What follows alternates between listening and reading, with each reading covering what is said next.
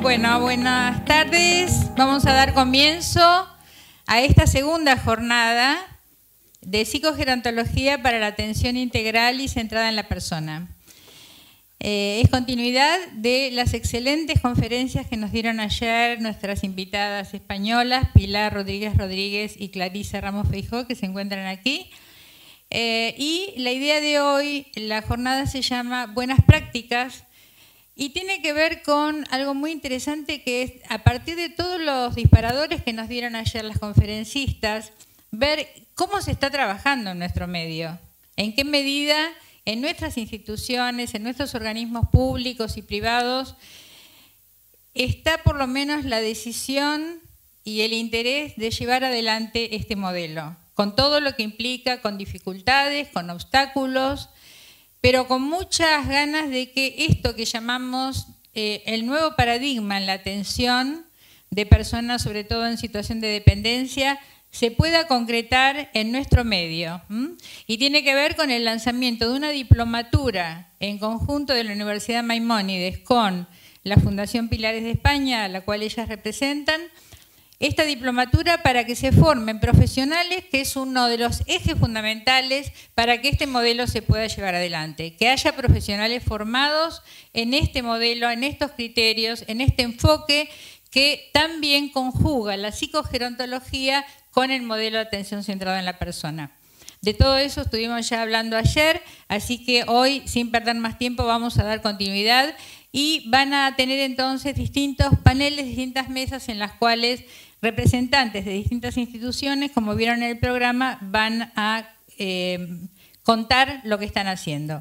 En primer lugar, nuevamente agradeciendo el auspicio, la colaboración de Grupo Montalto y de Manantial Grupo Humano, que permitieron la llegada de nuestras invitadas extranjeras.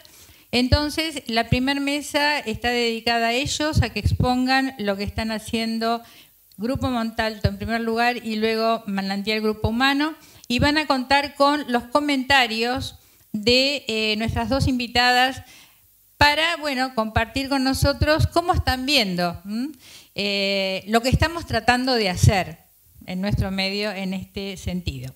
Bueno, en primer lugar entonces, Grupo Montalto van a hacer su presentación, para lo cual contamos con la presencia del director general de las 9 instituciones que conforman el Grupo Montalto, el licenciado Blas Rimaudo, que es psicólogo y recibido acá de psicogerontólogo, y está acompañado por la licenciada en terapia ocupacional, Lorena Espíndola, que además es de ser licenciada, es especialista también en psicogerontología y directora de una de las instituciones del Grupo Montalto, que es la institución Servital. Los dejo con ellos. Ok, gracias, Graciela. Bueno, ¿qué tal? ¿Cómo están? Buenas tardes. Bueno, la idea es contar qué es lo que hacemos nosotros en el Grupo Montalto, qué hacemos en nuestras instituciones. Si nosotros tenemos que contar, digamos, cómo es nuestro modelo de trabajo, nuestra manera de hacer las cosas, digamos, lo primero que tenemos que decir, o sea, el lugar para arrancar de cómo pensamos las cosas es a partir de la reunión de equipo. La reunión de equipo para nosotros es algo esencial. Nosotros decimos que la reunión de equipo es en nosotros como nuestra marca de origen, nuestra piedra fundacional. Es porque es desde ahí donde se piensa, digamos, los criterios asistenciales, los valores, desde ahí donde surge la institución. Nosotros pensamos que una institución para personas mayores se arma en la reunión de equipo. Es ahí donde se construye. Ahora bien, ¿quiénes son los que forman, ¿no? La reunión de equipo? ¿Quiénes forman parte de la reunión de equipo? Bueno, todos forman parte de la reunión de equipo, o sea, todo el equipo asistencial. Asistentes, cocineras, mucamas, personal de mantenimiento, psicólogos, psiquiatra, terapista ocupacional, médicos, todos forman la reunión de equipo. Pero es importante, esto también es como otra característica que tenemos, que es que las reuniones de equipo son abiertas. ¿Por qué pensamos en las reuniones de equipos abiertas? Esto, digamos, nosotros entendemos que la reunión de equipo es la cocina de la institución. Es ahí donde se construye todo y es la cocina. Es el lugar más íntimo, es el lugar donde se piensa en la institución, pero bueno, es la cocina, es el lugar que no suele mostrarse. Así que nos parece importante que sean abiertas. Por ejemplo, estudiantes de Maimónides muchísimas veces han venido a observar nuestras reuniones de equipo o de otros centros educativos. Eso nos parece como fundamental, ¿no? Poder, digamos, eso tiene que ver con la transparencia, pero la transparencia concreta, ¿no? Lo que sucede en la reunión de equipo nosotros lo mostramos. Cómo pensamos las cosas, y bueno, eso, digamos, características nuestras. Reunión de equipo abierta, participan todos, y algo esencial es cómo pensamos a los asistentes gerontológicos. Los asistentes gerontológicos son los protagonistas en la institución, ocupan un lugar central. Por supuesto, ¿no? El enfoque gerontológico es interdisciplinario, participan todos de distintas disciplinas, pero los asistentes gerontológicos es obvio que son los más importantes, porque son los que están todo el día con los residentes, son los que conocen qué les pasa, sus ritmos, si están de buen humor, si se pelearon con alguien, si ese día la comida no les gustó. Se da un vínculo entre los asistentes y los residentes, que es un vínculo íntimo, de cierta complicidad, y que, digamos, todo lo que podemos llegar a pensar, de armar determinadas estrategias asistenciales, podemos estar haciendo cosas muy sofisticadas, pero si eso no lo lleva a cabo los asistentes, eso no existe, digamos, eso no se produce. Podemos decir cosas muy bellas de lo que vamos a hacer, pero eso tiene que ser encarnado por los asistentes. Así que eso, bueno, es algo súper importante para nosotros. Bueno, además, digamos, ¿qué cosas pasan en una reunión de equipo? Además es un lugar de estudio, de formación. Digamos, es un lugar donde hay lecturas de textos, pasamos videos, análisis de casos, qué sé yo, por ejemplo, no sé, hay un libro de Graciela Zareski, por ejemplo, Hacia un buen envejecer, que lo hemos destrozado en las reuniones de equipo, el análisis de ese libro, y por ejemplo hay una parte que siempre hemos trabajado, yo se lo he comentado a Graciela, por ejemplo, el geriátrico al servicio de la vida o al servicio de la muerte, ¿no? Así que, digamos, es importante eso, además de trabajar un montón de cuestiones en la reunión de equipo, es un lugar de estudio, ¿no? De presentación de material. Otra cosa que nos parece importante es que en la reunión de equipo es un lugar que nosotros lo pensamos como un lugar de intersección de diferentes discursos. Digamos, nosotros armamos, a través de estas reuniones, armamos una línea institucional, una forma de trabajar. Pero también en todas las instituciones ustedes saben que hay una multiplicidad de discursos, ¿no? No solamente está la línea de trabajo que construimos entre todos, sino también están esos discursos que andan por los rincones, que no son los discursos que están, que se ven o que no están iluminados. Bueno, la idea es iluminarlos en la reunión, generar espacios de intersección entre un discurso y otro para que puedan tener un lugar de reflexión, un lugar de poder integrarlos de algún modo. Desde ese punto de vista, pensamos la reunión de equipo como un lugar de autocuración, que si se quiere, casi un lugar medio de psicoterapia, ¿no? De pensar qué pasa en la institución, las diferentes problemáticas que se generan, y es un modo de autocuración en el sentido de mejorar, ayudarnos, sanarnos. También lo pensamos de ese modo, no como un lugar de autocuración. A nosotros nos encanta pensarlo de ese modo.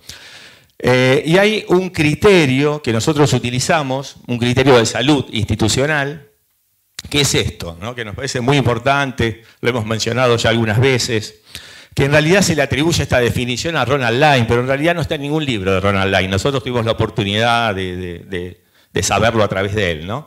Que es, él lo que plantea es que el sistema de valores y la acción debe tener cierta congruencia. Cuanto más congruencia tiene, hay un estado de mayor bienestar y mayor salud, y cuanto más discrepancia hay un estado de menor, una sensación de peor bienestar, ¿no?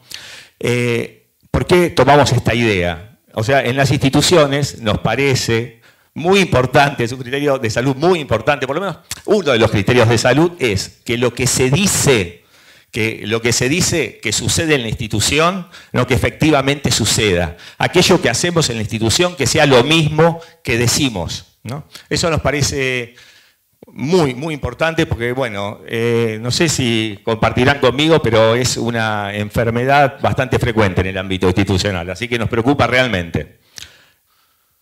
¿Continuamos? Bueno, justamente el tema es que como en las reuniones de equipo se construyen los criterios asistenciales y se construyen los valores, ¿no? De ahí surgen, bueno, estas ideas que empezamos a plasmar, ¿no? O sea, cómo llegamos al modelo de asistencia sin sujeciones. Nosotros trabajábamos con sujeciones hasta el año 2015, atábamos a todo el mundo. Descubrimos en un viaje que hacemos a España, descubrimos el modelo de no sujeciones. Por supuesto que cuando lo descubrimos nos pareció un disparate, es un delirio. Vos no podés jamás trabajar con una persona que tiene un trastorno cognitivo y tiene dificultades en la marcha. Es imposible, lo tenés que atar, no hay otra posibilidad. Bueno, descubrimos que eso era una pavada.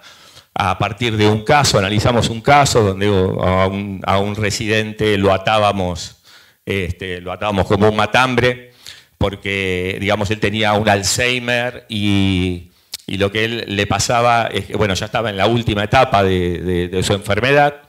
Y entonces, bueno, esto brevemente lo tengo que contar. Entonces, digamos, un día yo entro a la habitación y lo veo a él y estaba en la cama, envuelto con una frazada y tenía también los pies envueltos y estaba él todo colorado, chirriando los dientes. Bueno, cuando veo esa situación, digo, bueno, seguramente, no sé, así lo estamos cuidando, pero habrá que hacer otra cosa. Pero no se nos ocurría otra cosa. Así que lo que hicimos a partir de que estábamos estudiando el modelo de no sujeciones, tuvimos una entrevista con la esposa y la esposa nos contó que a él le gustaba, por supuesto que la conocíamos a la esposa, teníamos muchísima información, pero a partir de pensar en este modelo descubrimos información nueva, que es que a él le gustaba dormir con los pies destapados. Entonces lo que hicimos fue destaparle los pies, que hacíamos lo contrario nosotros, ¿no? Lo teníamos todo envuelto y lo pusimos un colchón en el piso, le sacamos las sujeciones y ahí empezamos a trabajar con el modelo de no sujeciones, que consiste el modelo de no sujeciones, entender lo que le pasa al residente, cuáles son sus ritmos, si se levanta de la silla, por qué se levanta de la silla, si se levanta de la cama, por qué se levanta de la cama. Y entonces ahí empezamos a descubrir algo que parece una tontería, pero para nosotros fue muy importante, que es, nos dimos cuenta qué nos pasaba a nosotros cuando sujetábamos a un residente. O sea, cuando sujetábamos a un residente, por ejemplo, lo higienizábamos, estaba perfecto, asistido, después lo llevamos a una silla y como tenía una marcha inestable y era una demencia y no iba a entender que no tenía que pararse de la silla, entonces lo atábamos. Y entonces cuando iba el asistente, lo ata, va a atender a otro residente, cuando atiende a otro residente, se saca de la cabeza a ese residente. Quiere decir que en ese momento no lo está atendiendo, se olvida del residente, porque ya está, te dejo en situación segura y atiendo al otro. Ahí nos dimos cuenta de lo que estábamos haciendo. O sea, cuando trabajo sin sujeciones, te tengo todo el tiempo en la cabeza. Y si te tengo en la cabeza, entonces yo te estoy atendiendo, aunque yo esté atendiendo al otro. Porque yo ya sé que vos dentro de 40 minutos a lo mejor te querés levantar, yo conozco tus tiempos, ya sé que a lo mejor ahora vas a querer ir a la ventana, vas a querer tomar un vaso de jugo. Y eso es que yo te estoy asistiendo, aunque no esté con vos, te estoy asistiendo, porque te tengo en la cabeza. Eso fue para nosotros un descubrimiento importante y bueno, nada, lo comparto con ustedes. Y por eso decimos esto, ¿no? De que la asistencia, lo decimos arbitrariamente, por supuesto, ¿no? Pero digo arbitrariamente los porcentajes. Decimos la asistencia es 80% vínculo, 20% higiene y confort, ¿no? Muy importante.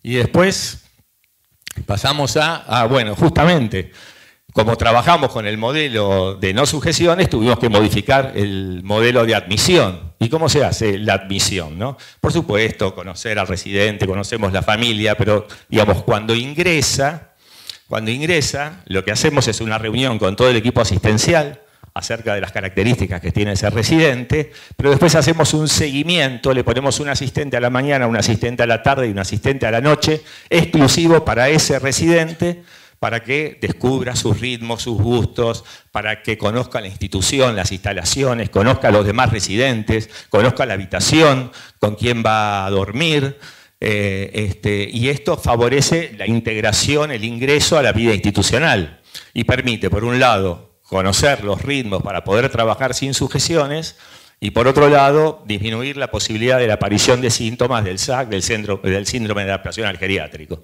Así que eso lo consideramos como muy beneficioso. Después de esto, ¿ya está? ¿Terminé? Escuela de formación, ahora venís vos. Fui rápido, ¿viste? Muy bien, gracias. Bueno, buenas tardes. Voy a tratar de ser lo más breve posible y clara. Nosotros estuvimos pensando en la necesidad de un espacio de la escuela de formación. ¿Por qué? Porque la idea es poder transmitirle al personal que quiere ser parte de nuestro equipo nuestros criterios, nuestros valores, qué características tiene el Grupo Montalto, cómo nos relacionamos, cuáles son los vínculos interpersonales y demás de todo lo que es el Grupo Montalto. Entonces, bueno, la idea era que esto se pueda transmitir antes de que forme parte de nuestro equipo. Entonces se creó este espacio en el cual a través de entrevistas se hace la selección del personal, en donde más allá de la formación que tenga y la experiencia laboral, se tiene en cuenta las ganas de aprender, de desarrollarse en el campo de la gerontología y demás. ¿Cuál es el aporte que nosotros le ofrecemos allí? Es un espacio de formación desde el área médica, con charlas con nuestro coordinador médico, del área de enfermería y también de talleres vivenciales en cuanto a la empatía. Así que bueno, es una etapa en la que está esta persona formándose en la institución y una vez que esta persona quiere seguir avanzando dentro del Grupo Montalto, está de acuerdo y nosotros también consideramos que cumple con las características en cuanto a lo que buscamos en cuanto a nuestro equipo, se le da destino en alguna de las instituciones, teniendo en cuenta el perfil de esa persona y las características de las instituciones, porque somos 9 residencias, pero bueno, todas tenemos algo en particular en cuanto a la población, el clima de trabajo, características y demás, así que bueno, se hace en base a eso. Y esta formación, además de todo lo mencionado, esa persona es acompañada por uno de los asistentes que están entrenados en cuanto al clima laboral, en cuanto a nuestra forma de pensar y demás. Bueno, hace muy poquito empezamos a trabajar en un departamento de investigación, más allá que hace un tiempo que estamos pensando en esto. ¿Qué nos aporta a nosotros el departamento de investigación? Conocer un poco más a nuestra población, tener datos cualitativos y cuantitativos, hacer intervenciones, hacer críticas en cuanto a nuestra admisión, intervención, asistencia y demás, y poder compartir con el campo de la gerontología. Bueno, punto de encuentro. Punto de encuentro es una propuesta que surgió a través de estas reuniones de equipo, reflexionando acerca de qué es lo que le pasa a la comunidad con respecto a las instituciones de larga estadía, todos los prejuicios que existen, que son lugares oscuros, en donde la vida se acaba, donde todo está ajustado a la higiene y confort y demás. Entonces, bueno, pensamos en esto, en punto de encuentro. De hecho, cuando elegimos cómo lo vamos a llamar, decíamos, bueno, es el punto de encuentro en donde el barrio se va a encontrar con el adulto mayor, junto con la familia y demás. Todo el tiempo repetíamos la palabra punto de encuentro, hasta que, bueno, finalmente quedó ese nombre. En esta actividad sacamos la residencia a la calle, en donde hacen distintas actividades, que son las actividades que ellos realizan dentro de la institución, como yoga, bailan, bingo y demás. Y también en este espacio se comparte algunas propuestas que realizan los residentes. En este caso voy a leer un poema de un residente que lo compartió en punto de encuentro en Ágape.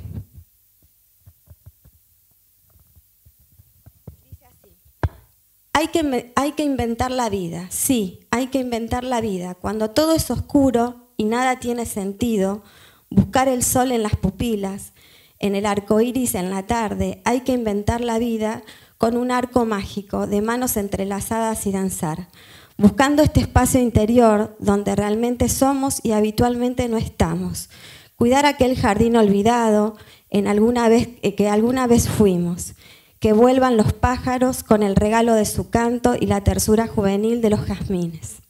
Y así se hicieron exposiciones en cuanto a pinturas y otras actividades que ellos hacen y querían compartir con la comunidad. Bueno, y esta actividad que les voy a comentar, esta experiencia, yo la siento muy propia, muy mía. La salida de campo implica ver los campos, qué características tienen, evaluar las barreras arquitectónicas que tienen, cómo son sus accesos, cómo son los baños, cómo está la climatización del lugar, la distancia que tiene este campo con respecto a nuestras residencias, ya que eso nos va a determinar la duración del viaje y la tolerancia del adulto mayor frente a ese viaje, porque la idea es que sea una salida amena y no que lleguen cansados al lugar. Poder hablar con la gente del campo, que la comida quizás a veces necesitamos procesado, comida blanda, más allá que la propuesta es asado, chorizo, tortas fritas y demás. Hay algunos residentes que participan de estas actividades que, bueno, que su alimentación es diferente y ellos también son parte de esto. Otro paso siguiente es, bueno, ir hablando en las actividades sobre esta propuesta, qué recuerdan de esta propuesta, qué les gustó más, qué les gustó menos, con las familias, obviamente por el tema de las autorizaciones y por otras que a veces se suman a la salida.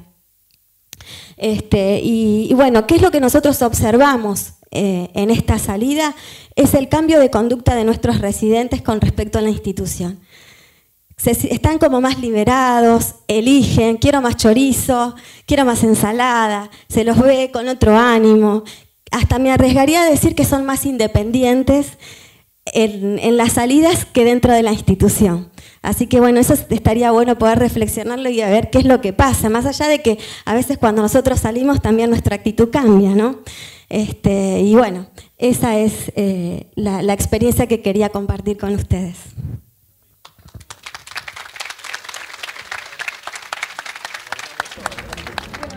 Ya tuvimos entonces una primera muestra de una de las instituciones auspiciantes y ahora vamos a dar lugar a Manantial Grupo Humano. ¿Se escucha? Sí. Manantial Grupo Humano, que está representado en primer lugar por la doctora Sonia Janine, que es médica geriatra especializada en demencias y es directora médica de la residencia Manantial y miembro del grupo de SATAR argentino y miembro también de la Sociedad Argentina de Genotología y Geriatría.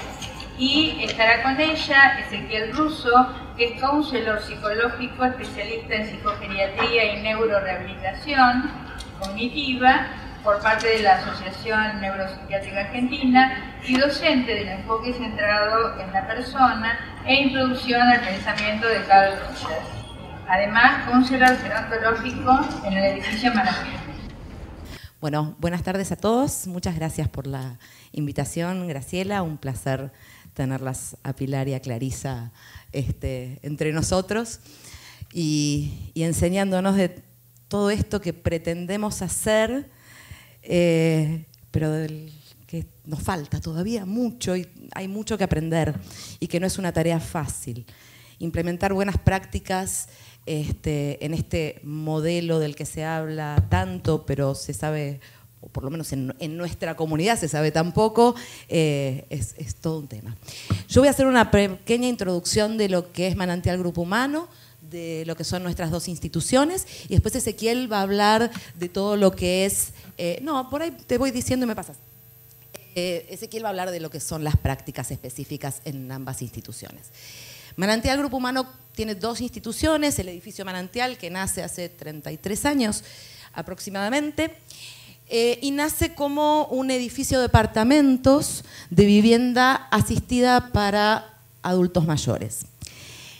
Cuando nace se piensa en un modelo que no es en realidad un modelo autóctono, se traen modelos de lo que eran las viviendas tuteladas o asistidas en los Estados Unidos y se pensó que esto iba a ser como, bueno, qué bueno, traer esto a Buenos Aires, que no existe, departamentos donde puedan vivir como en su casa. De hecho, el eslogan, me enteré el otro día, no sabía, era vivir una vida diferente. ¡Wow! Bueno, hoy es vivir como en tu casa, ¿no? O sea, la comodidad en tu casa estando protegido, asistido, pero en ese momento se pensaba que esto iba a funcionar como en la sociedad americana y la verdad que no somos la sociedad americana. Somos argentinos, somos latinos, tenemos una cultura del cuidado de la familia, de la mala palabra de la institucionalización geriátrica muy, muy arraigada Y era muy difícil que la gente decidiera venir a vivir a un departamento, en una institución donde tomaba los servicios a elección. Podía tomar la limpieza del departamento, podía tomar la cocina, la comida, podía tomar un acompañamiento, pero era todo a elección. Y esto funcionó a medias. Se tomó conciencia de que en realidad lo que hacía falta era que fueran viviendas asistidas, que se adaptaran para las necesidades de los adultos mayores, porque eran departamentos que, por ejemplo, tenían bañaderas. Entonces, bueno, adaptar esto a las necesidades reales. Adaptar toda la institución. En realidad se hicieron un montón de cambios edilicios en el edificio Manantial para poder decir, bueno, bárbaro, tienen que vivir y esto tiene que ser su casa, pero además tenemos que brindar un servicio de atención y que realmente esto tenga algún sentido desde lo que es la atención gerontológica. ¿Qué necesita esta gente? ¿Qué pasa? Bueno, los departamentos pueden ser equipados por la gente que decide venir a vivir a Manantial, con sus muebles, con sus objetos personales. Por supuesto, el equipo evalúa esto, porque por supuesto saben que son divinas las alfombritas abajo de la mesita ratona y que son un factor de riesgo de caída enorme. Entonces, bueno, se habla, se sugiere el por qué sí, el por qué no, cómo se puede poner, si la ponemos un tiempo, después tratamos de sacar, vamos explicando. Pero bueno, todo esto es importante que ellos decidan qué cosas traen, cuáles son sus objetos más importantes. El silloncito en el que le gusta sentarse a ver la tele es ese silloncito, no es el que yo pongo. La asistencia, por supuesto, en todo lo que son actividades de la vida diaria, instrumentales y básicas en aquellos que lo necesitan, con un servicio de enfermería y control médico, que es lo que en general se busca, porque si no, sigo en casa, si no necesito todo esto. Actividades recreativas y de estimulación diarias. Buscamos entonces además la inserción social, que tengan vínculos con otros, que se puedan hacer actividades recreativas dentro y fuera de la institución. Y empezó a funcionar muy diferente el edificio Manantial. Hace aproximadamente, bueno, ¿a quién está destinado? ¿No? A personas mayores autoválidas que buscan sociabilizar y desarrollar actividades, a personas mayores con patología psiquiátrica compensada que requieren de una supervisión. Esto es una necesidad. Hay mucha gente con patología psiquiátrica de base, que son adultos mayores, que llega un momento en que necesitan de una asistencia más importante para cumplir con sus tratamientos y no descompensarse, y por ahí el estar en un ámbito social adecuado, con los controles necesarios, hacen que puedan seguir una vida bastante autónoma e independiente.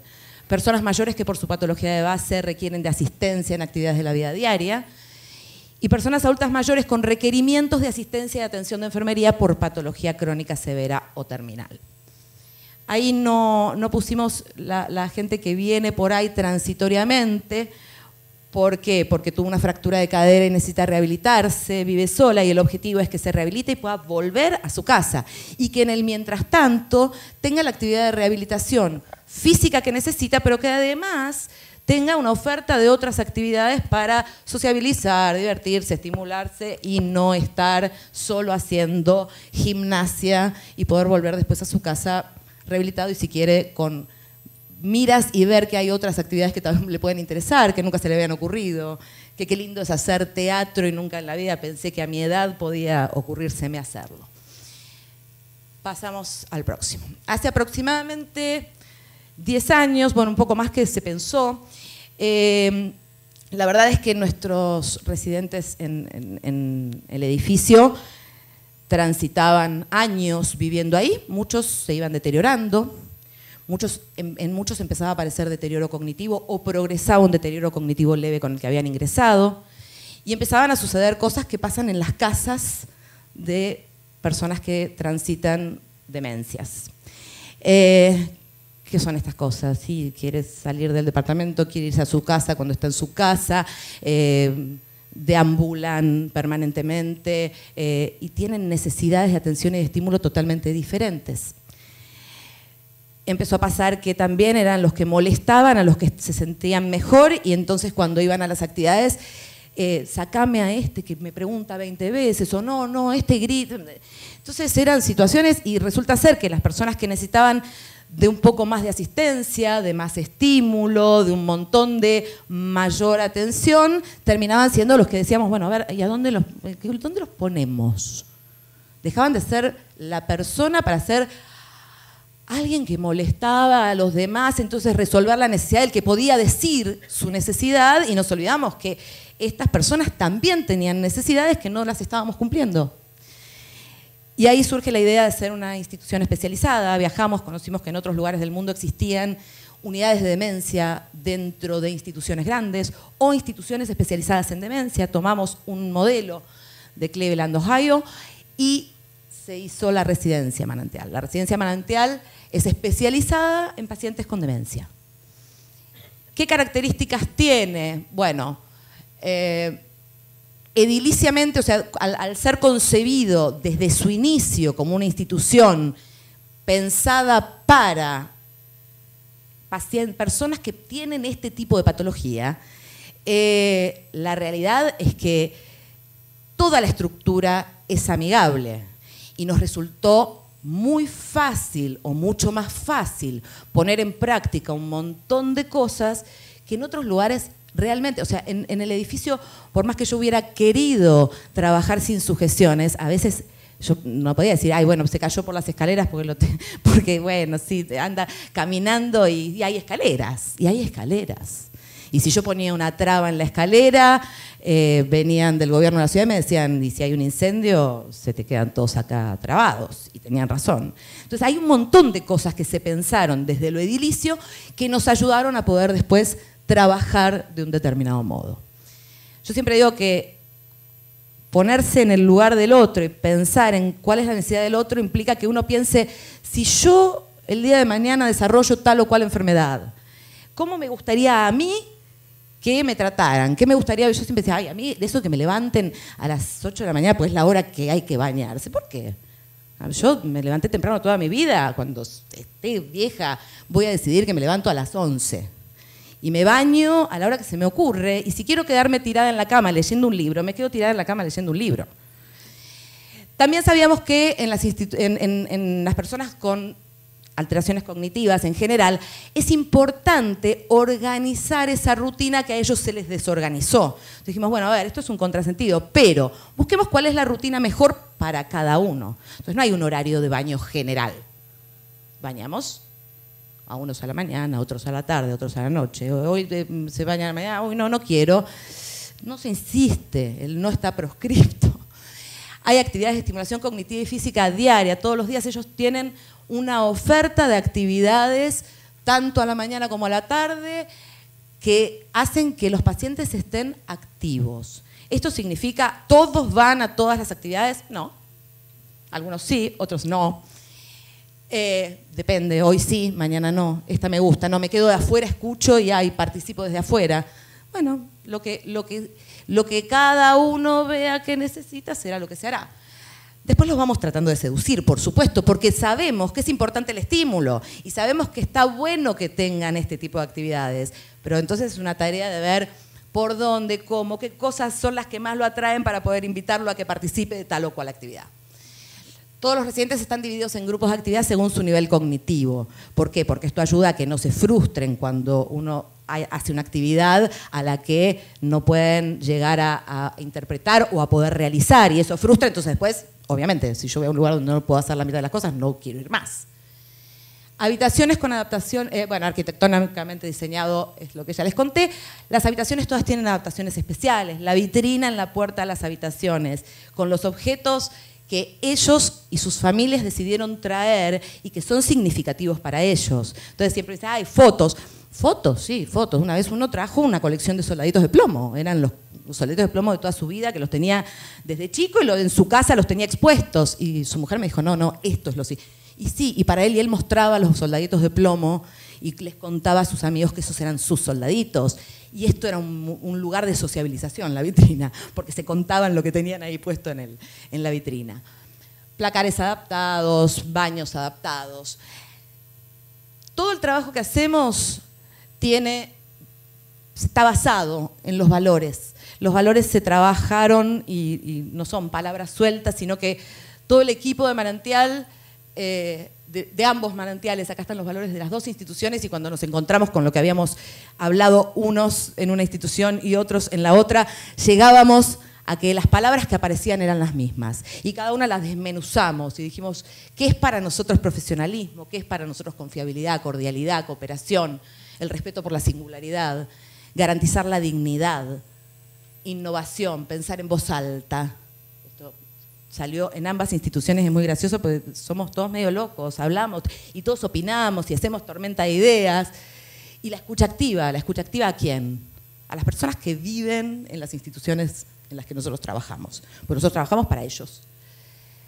La misión de ambas instituciones es brindar servicio de vivienda y asistencia constante, especializada e integral a pacientes con Alzheimer en el caso de la residencia, el brindar vivienda para personas adultas mayores que no tienen deterioro cognitivo o tienen un deterioro cognitivo leve, con toda la asistencia que necesitan, promover la independencia y la autonomía en ambas instituciones. Y todo lo que se hace, la verdad es que para nosotros es súper importante el poder transmitirlo. Entonces, todo lo que se hace se investiga, se sacan conclusiones, se ve qué resultados tenemos con las intervenciones que se hacen. Tenemos trabajos publicados que son exclusivamente de un paciente, son casos que se implementó alguna modalidad y vemos cómo evolucionó. Y esto se presenta y se publica, porque lo importante es que transmitir lo que uno hace, si no, el conocimiento cuando queda solo para uno no tiene mucho sentido. Le voy a pasar a Ezequiel para que cuente el resto de las prácticas. Bueno, en honor al tiempo voy a tratar voy a tratar de compactar lo que estuvimos pensando entre las instituciones, pero nos pareció muy importante pensar las buenas prácticas centradas en la persona mayor desde un contexto filosófico. Los seres humanos nos movemos a partir de nuestra epistemología y de nuestra filosofía de vida, a partir de lo cual sería muy difícil implementar un modelo de atención integral y centrada en la persona en instituciones o en equipos que todavía, al decir de Pilar y de Clary en alguna de las charlas, si no cambiamos nuestras cabezas, es decir, si desde arriba no empezamos a pensar en la posibilidad de hacer prácticas basadas en un contexto filosófico.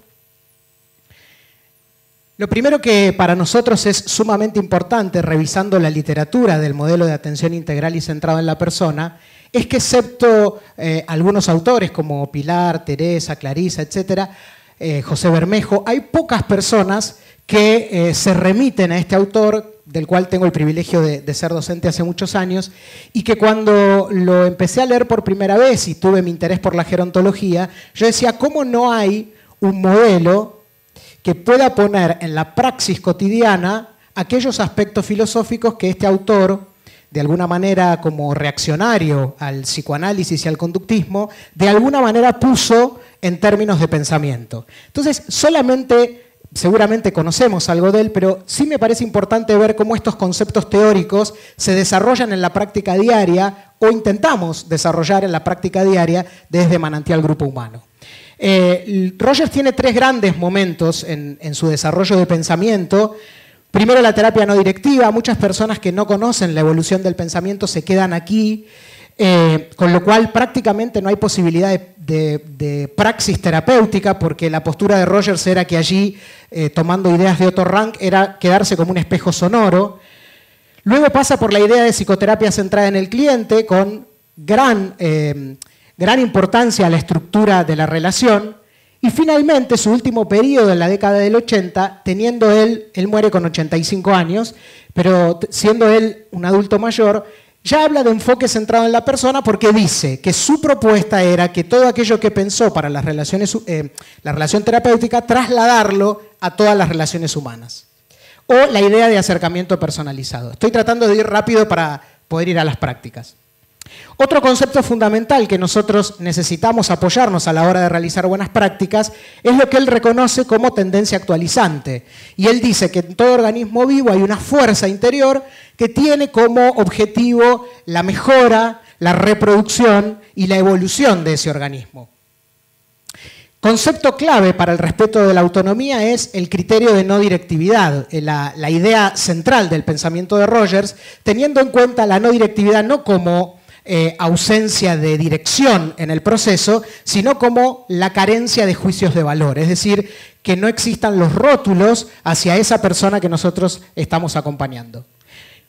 Otro de los conceptos importantes es la valoración de la experiencia directa. Para Rogers, experiencia no es acumulación de vivencias, sino que es todo lo que le ocurre al organismo vivo aquí y ahora, potencialmente accesible a la conciencia o accesible a la conciencia. Esto como para que vayan viendo aquellas cosas que se pueden dirimir en la práctica cotidiana de una institución, es decir, darle valor a lo que la persona adulta mayor en ese momento está experienciando, en palabras de Rogers.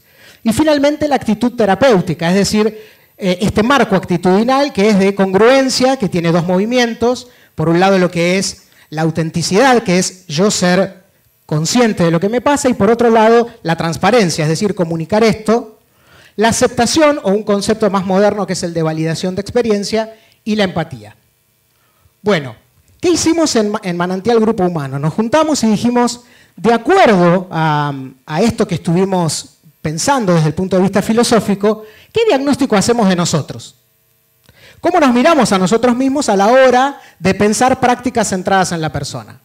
Entonces nos basamos en una investigación que fue premiada por Fundación Pilares, en un trabajo de buenas prácticas que fue premiado por la Fundación, que ellos trabajaban desde las competencias, es decir, esta combinación de conocimientos, aptitudes y actitudes. Y básicamente dicen que hay 4 momentos. Un momento en el que somos inconscientemente incompetentes, es decir, no sabemos que estamos haciendo las cosas de manera incompetente. Un segundo momento que es ser conscientemente incompetente, el tercero, conscientemente competente, y el cuarto cuando ya sale de manera inconsciente. Soy competente porque lo aprendí con H en el medio, ¿no? de comprender la idea de competencia. Uno de los valores, decía Sonia, de nuestras instituciones es pensar en voz alta. Y a mí se me otorgó, el equipo me otorgó la idea de decir, bueno, ¿cuál es el diagnóstico basado en esto? Y como podemos pensar en voz alta, tratamos de apelar a la congruencia propuesta por Rogers y nos reconocimos conscientemente incompetentes del modelo de atención integral y centrado en la persona. Hubiera sido mucho más políticamente correcto o marketinero, ¿no es cierto, doctora?, decir que somos una institución de un modelo de atención central integrado, modelo de atención integral y centrado en la persona, pero nos damos cuenta que tenemos muchas cosas que tienden a ir hacia ese modelo. Con lo cual dijimos, nuestro objetivo va a ser generar buenas prácticas centradas en la persona como acercamiento al modelo de atención integral y centrado en la persona. Entonces, ¿cómo lo hicimos? ¿Cómo relacionamos esto? Tomando bibliografía de la Fundación Pilares, de Pilar particularmente, en una conferencia que ella da respecto de cuáles son los principios, y charlando con ella nos recordaba que esto se ha transformado en un derecho que tenemos que defender, ya no como un principio ni siquiera ético, sino como un derecho de la persona mayor. Me da mucha vergüenza hablar de esto estando vos acá porque tendría que decir que lo digas, bueno. 2 minutos, listo. En donde existen estos principios del modelo y cómo se respetarían. Voy a pasar rápido, algunos los van a leer, de cuáles son nuestras buenas prácticas a partir de la cual creemos que respetamos estos derechos, ¿se entiende? Es decir, ¿qué prácticas que se hacen en el grupo respetarían estos derechos de la persona mayor? Bueno, en términos de edificio manantial, y en residencia ocurre lo mismo, con las características propias, se fomenta la visita de la persona adulta mayor durante la etapa de entrevistas con la familia. Es decir, ya no es la familia la que viene a contratar algo para su papá, su mamá o su tío, sino que se intenta desde el primer momento, en la medida de lo posible, que el usuario, la persona adulta mayor, pueda venir y tratamos de respetar la participación. Como decía Sonia, es una vivienda asistida donde hay libre elección de traer sus muebles. Para nosotros es sumamente importante que traigan sus muebles, si no pudieran, se los proveemos, pero es muy importante respetar la individualidad y la intimidad. Existe la valoración gerontológica integral de la persona adulta mayor e intentamos, en la medida de las posibilidades de la persona mayor, que haya cierto consenso con el residente de aquellos aspectos médicos, sociales y terapéuticos con los que vamos a trabajar. Tenemos nuestra entrevista con la psicóloga institucional, donde se trabaja no solo pensando en aquellas cosas que la persona no puede hacer, sino al contrario, en esta idea de Rogers, las potencialidades, esta idea de todo lo que sí puede hacer para servirnos de soporte. Hay adaptaciones personalizadas del menú, ¿sí? Nuestra licenciada en nutrición con cada uno de los residentes trabaja para consensuar, digamos, además de su patología, para consensuar de acuerdo a sus gustos, respetando estos derechos. Tenemos asistentes gerontológicos por turno para favorecer el vínculo y la confianza. Y estamos en proceso de un resumen de rutina en donde intentamos confeccionarlo, lo estamos confeccionando con los residentes, para que cualquier persona que tenga que atender a esa persona adulta mayor conozca cómo le gusta que lo llamen, a qué actividades va. Es decir, tratamos de favorecer uno de los derechos más complejos en las instituciones, que es el de continuidad. Es decir, que exista continuidad en estas buenas prácticas. Actividades de multiestimulación que ya nombró Sonia. Actividades sociales con fechas conmemorativas de acuerdo a los eventos religiosos. Es decir, tratamos de ver cuál es no solo la nacionalidad de la persona que viene a vivir, sino cuál es su filosofía espiritual. Hay personas judías, católicas, protestantes, y tratamos de armar eventos importantes para cada uno de ellos, que también, como significados espirituales, son sumamente importantes. Nuestro grupo trabaja con una fundación, a partir de lo cual se hacen encuentros intergeneracionales e interinstitucionales, donde vienen chicos, adolescentes y niños también a visitarnos para favorecer la inclusión. Y tenemos dos prácticas importantes para nosotros, que es la capacitación del personal y el espacio de orientación gerontológica, donde asistentes, no solo de atención directa, sino también personal de hotelería, mantenimiento, puede acercarse para generar estrategias de intervención. Sí. Voy a pasar alguna de residencia. Lo importante para nosotros en términos de prácticas también es que tenemos actividades en el barrio, donde los residentes van a un café, son ellos los que llevan su dinero, son ellos los que eligen, son ellos los que pagan y los que tienen relación con la comunidad. Bueno, más o menos las prácticas son muy parecidas porque tenemos la misma concepción. Importante tener en cuenta que es un edificio pensado para personas que padezcan demencias. En todos los casos hay una evaluación inicial, ya sea en edificio o en residencia, y hacemos devoluciones a las familias e intentamos fomentar, y esto es una práctica que comenzamos a hacer, que la persona adulta mayor esté presente, independientemente del grado de deterioro cognitivo, que después en el momento de las preguntas, en lo que tenga que ver con residencia, Sonia podrá explicarles un poco mejor. Pero estimulamos a que el residente esté en la devolución que le hacemos a las familias. Bueno, tendría mucho más para hablar, pero quería cerrar con esta frase de José Bermejo, en uno de sus últimos libros, que es La humanización de la asistencia sanitaria. Y Bermejo dice, creo que va a ser docente también de la diplomatura, así que para que empiecen a acostumbrarse a leerlo, la humanización, dice él, consistirá en promover al máximo la responsabilidad en los procesos de integración y salud, evitando que las relaciones de ayuda, cualquiera, la de los asistentes, que también para nosotros son profesionales, y del resto del equipo, cualquiera de las relaciones de ayuda se conviertan en intervenciones paternalistas. Y acá Bermejo vuelve a tomar la idea de Rogers de que una relación de ayuda salga del paternalismo y se ponga de persona a persona. Y sustitutorias allí donde la responsabilidad del individuo pueda participar, en mayor o en menor medida, no importa, en la lucha por la dignidad, no solo como algo debido, sino también como algo conquistado, es decir, como un derecho. Gracias. Interesante, ¿no? Vamos a preguntarle qué tal, cómo vieron todo esto, en primer lugar a Clarisa y a Pilar, a ver qué nos quieren comentar respecto a todo lo presentado. Sí, buenas tardes. Me voy a levantar para verles. ¿Qué tal? Buenas tardes otra vez desde ayer. Bueno, pues para nosotras, creo que compartimos con Clarisa, es un verdadero placer y una oportunidad el aprendizaje de estar aquí compartiendo y aprendiendo de estas buenas prácticas de las dos instituciones, de las dos organizaciones, porque instituciones aquí se dice de otra manera, las dos organizaciones que nos han presentado el resultado de su trabajo. Realmente yo creo que ejemplar. Son organizaciones diferentes. Yo creo que en recursos, en los conceptos arquitectónicos, y los equipos profesionales también son distintos.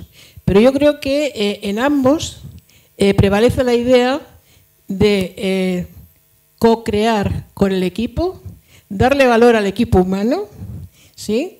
Contrastar los aprendizajes, presentarlos y entre todos ir avanzando en un proceso que se reconoce en ambos lugares, como así es, de recorrido largo, dificultoso, a veces como con un ángulo que sube pero que después baja, ¿no? Hay procesos de entusiasmo inicial, después hay quizá retrocesos, y esto de trabajar en equipo, de expresar las dificultades y entre todos intentar resolverlas, me parece que realmente es un ejemplo.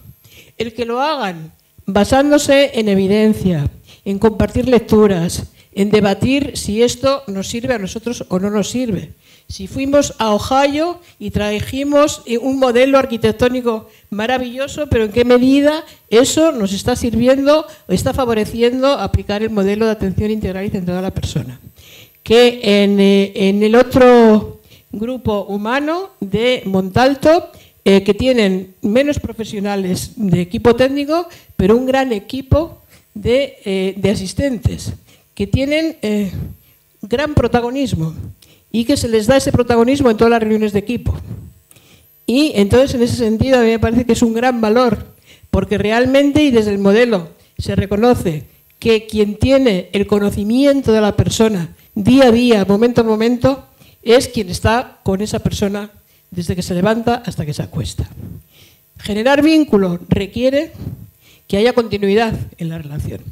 Entonces, bueno, yo creo que este contraste entre lo que dice la teoría, el modelo, y ver las dificultades y los avances y los aprendizajes que se realizan en la práctica, yo creo que desde estas experiencias podemos aprender mucho.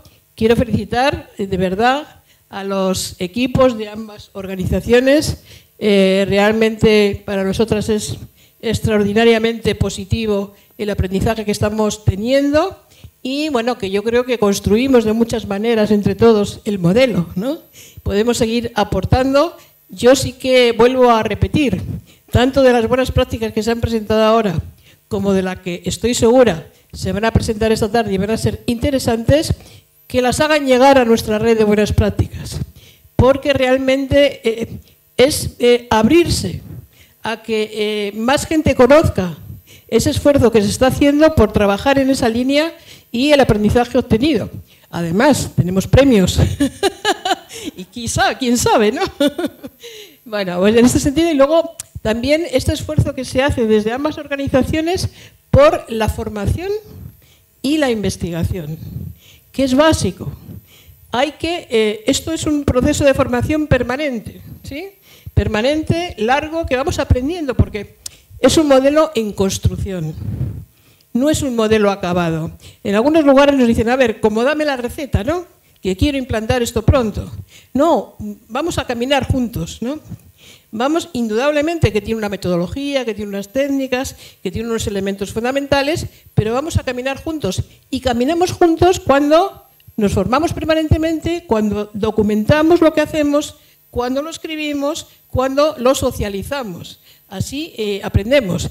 Y las dos experiencias que se nos han presentado nos han hablado de eso, de la importancia de la formación, de la importancia de la investigación, de la evaluación permanente, de la difusión de los resultados, de transferir esos resultados para que todos vayamos aprendiendo y construyendo. Y después me parece fantástico el trabajo que se hace en relación con la comunidad, pero como aquí la experta en comunidad está aquí, le voy a dejar a ella que glose.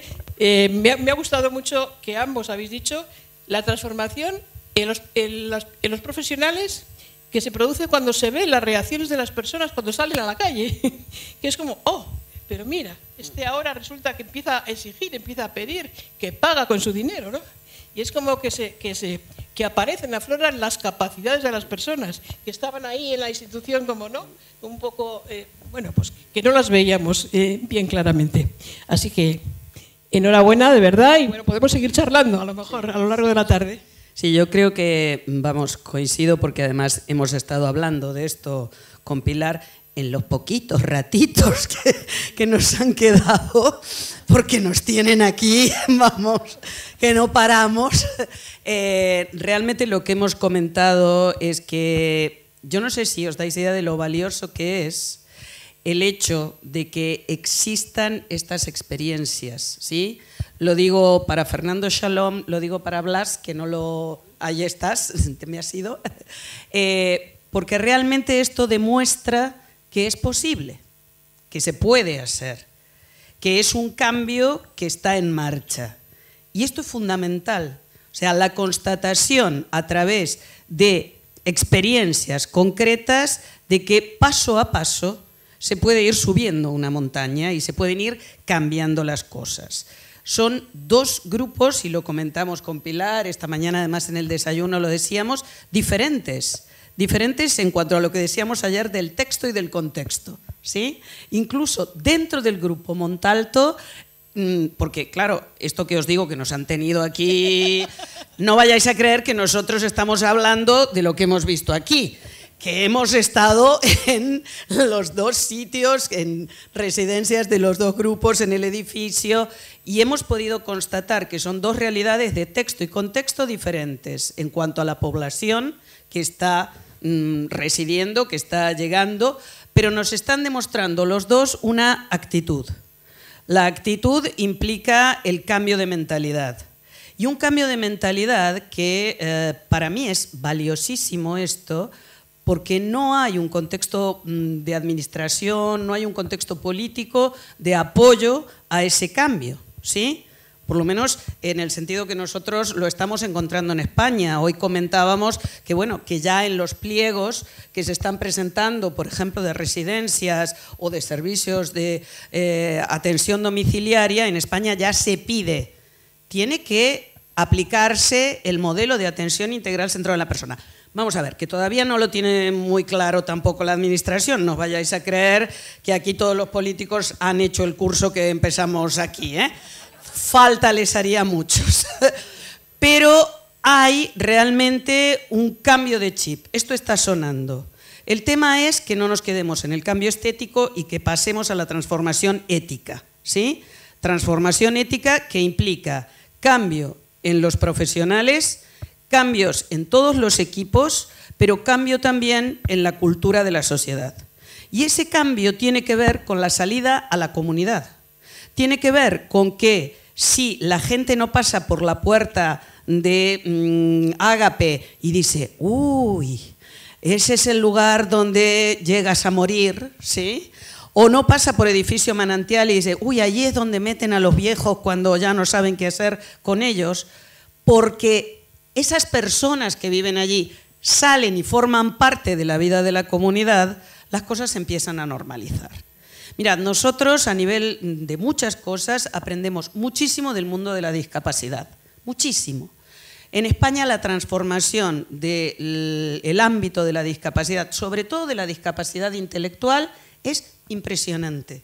O sea, hemos pasado de que parecía que no había personas con discapacidad intelectual porque estaban encerradas, escondidas, y porque de alguna manera era vergonzante tener, vamos, a que ahora tenemos síndrome de Down en la universidad, personas con distintos niveles de discapacidad que están llegando. Esta mañana me sorprendía, por ejemplo, que escuchaba que una persona se quejaba que aquí en un comercio la había atendido una persona con síndrome de Down y decía que por qué una persona con síndrome de Down tenía trabajo cuando tendría una pensión.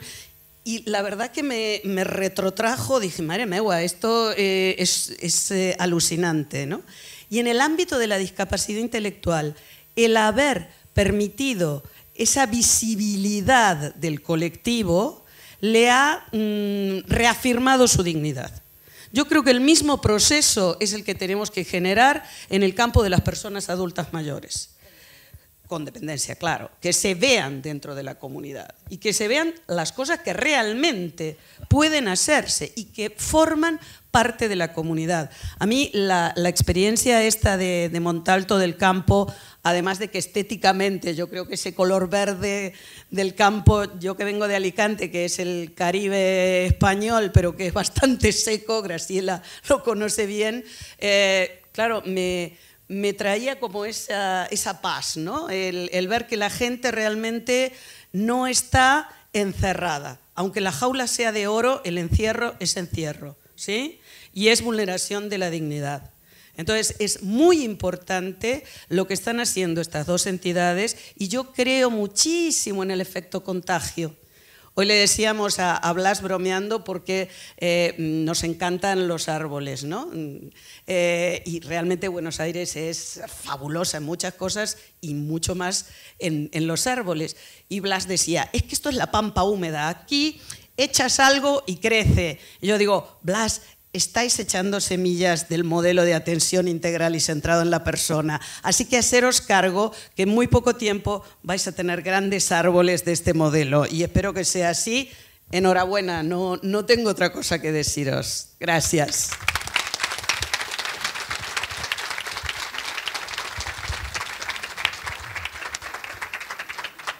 Bueno, tenemos unos 10 minutos para que ustedes participen con preguntas, comentarios, dudas, pero solo 10 minutos, así que utilícenlo bien el tiempo.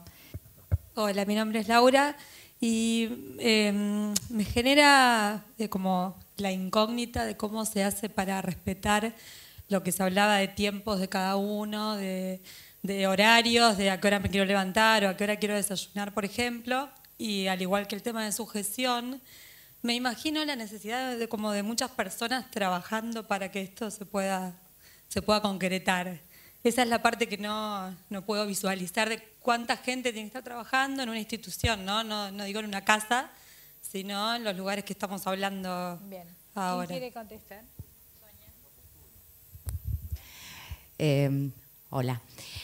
Bueno, en realidad lo fundamental para poder lograr eso es trabajar como un equipo, pero realmente como un equipo. Porque si vos dependés de que el personal de asistencia directa, o sea, los auxiliares gerontológicos, asistentes geriátricos, auxiliares de enfermería, sean los que tienen que bañar, cambiar, dar de tomar la leche, que eso, ellos solos y no cuenten con el apoyo de todo el equipo, de toda la institución, es imposible. Tendrías que tener 1 a 1.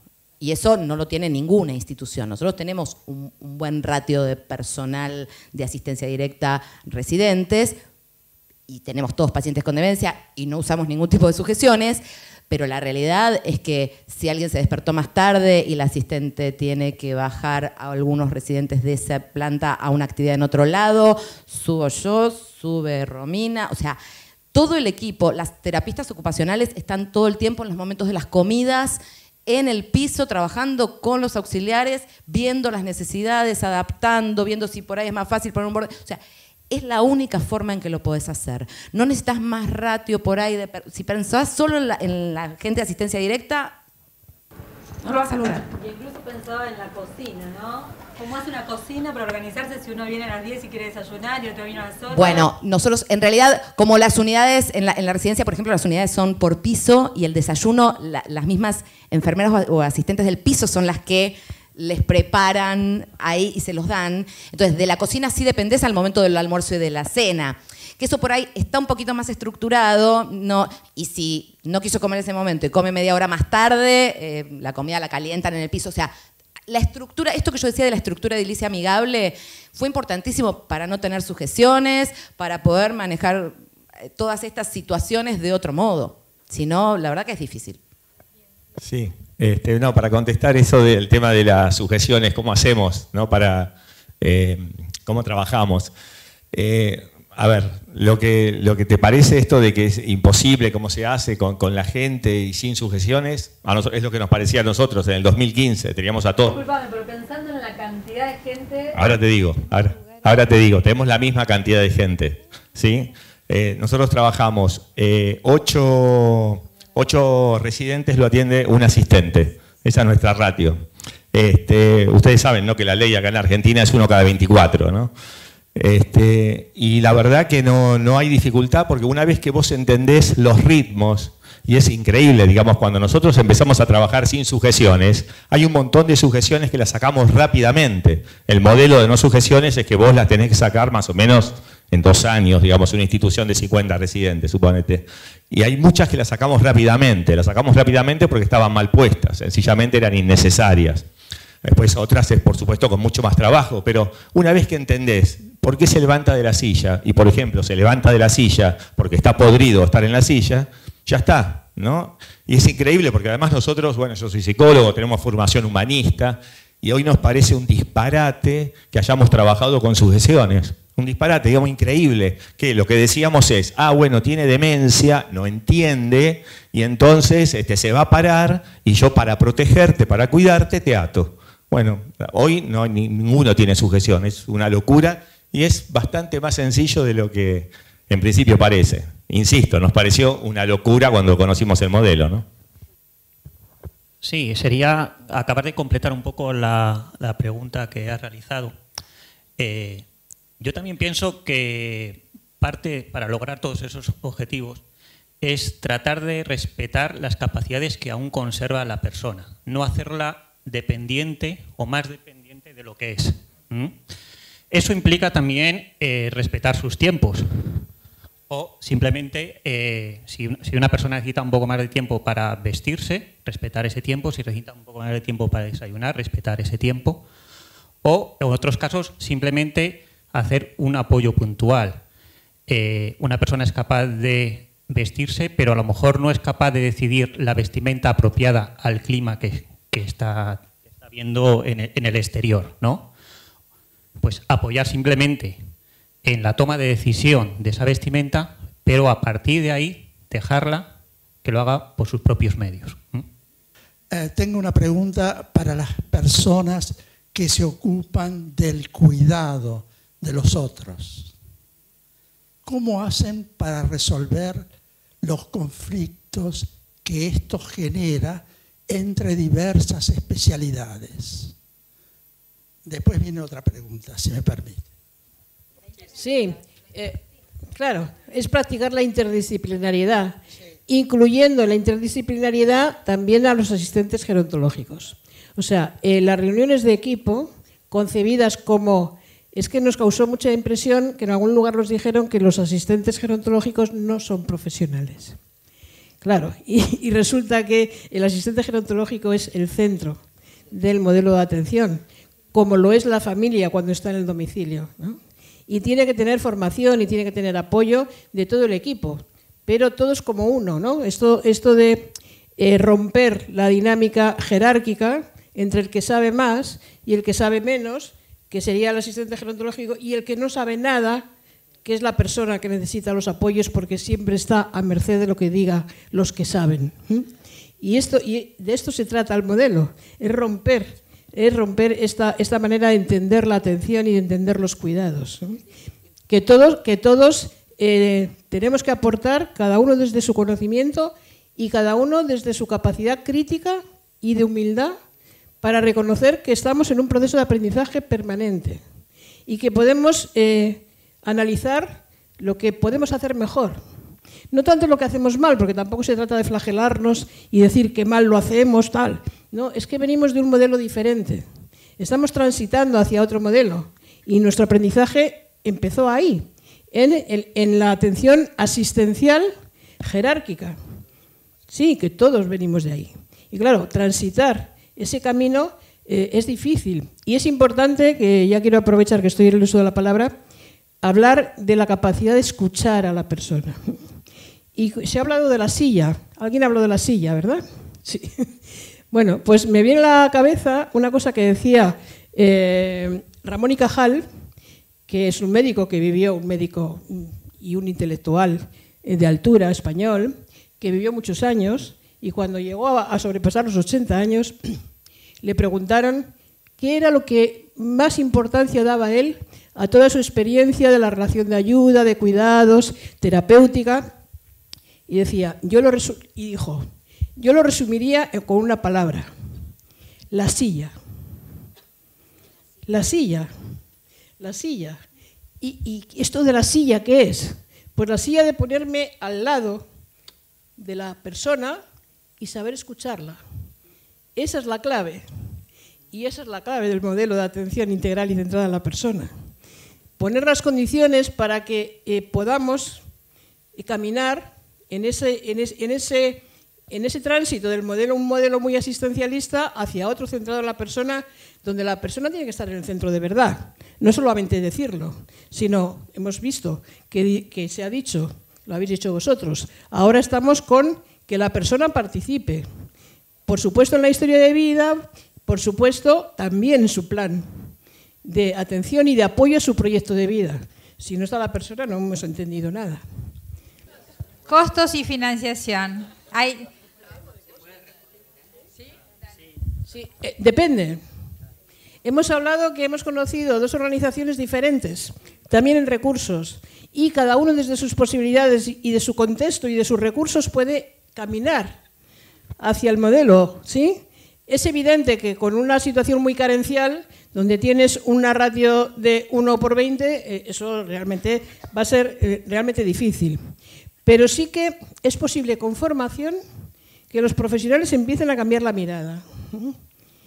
Y eso, claro, tiene su técnica y su metodología, que hay que aprender. Lo digo porque ya, ¿no?, estamos en un contexto universitario donde se ofrece la posibilidad de formarse en esto, ¿no?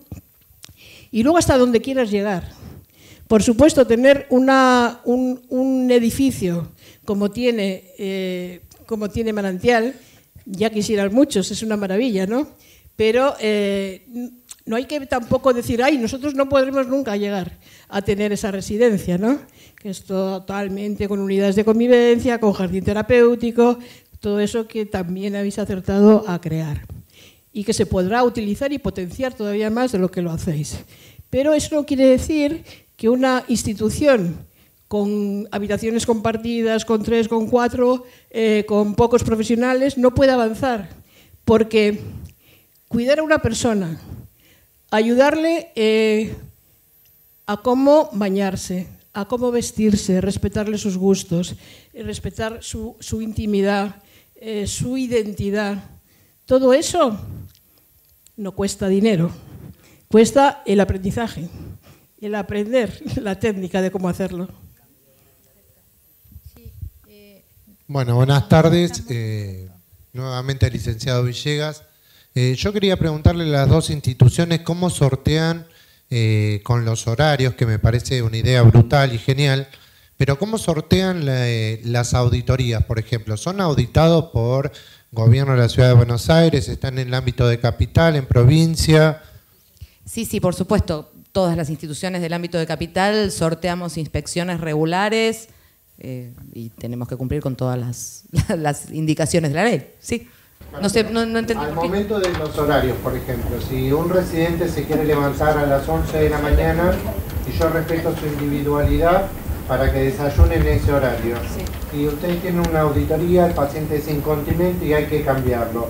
La auditoría no cuestiona los olores amoniacales que pueden... Pero no hay olor por eso, no tiene por qué haber olor porque desayune más tarde. No, me refiero, por ejemplo, si es un paciente incontinente...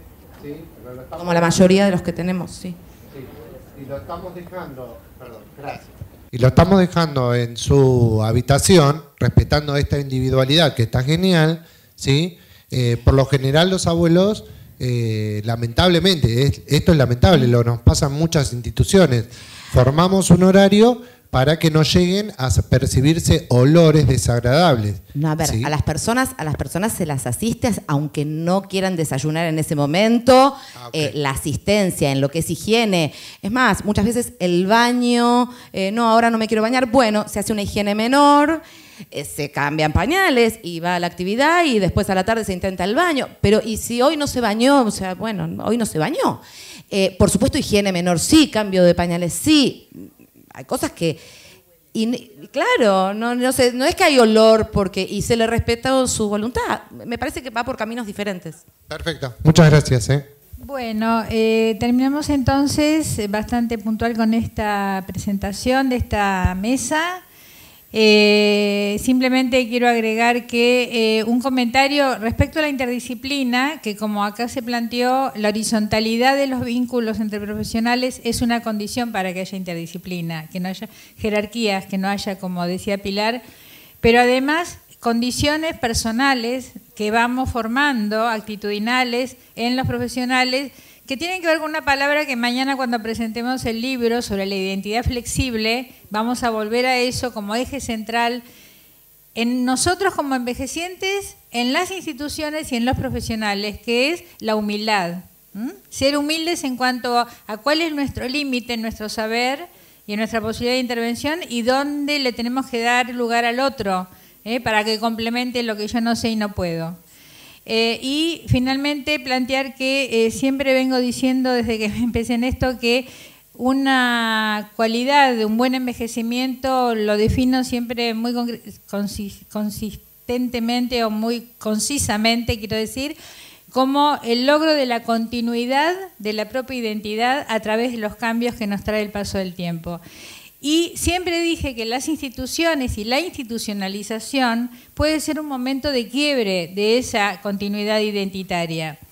En este modelo que estamos acá trabajando y que trabajan algunas instituciones como estamos viendo, justamente un concepto que se repitió mucho hoy, se logra la continuidad y se favorece la continuidad de la identidad y del proyecto de vida de quienes ahí residen.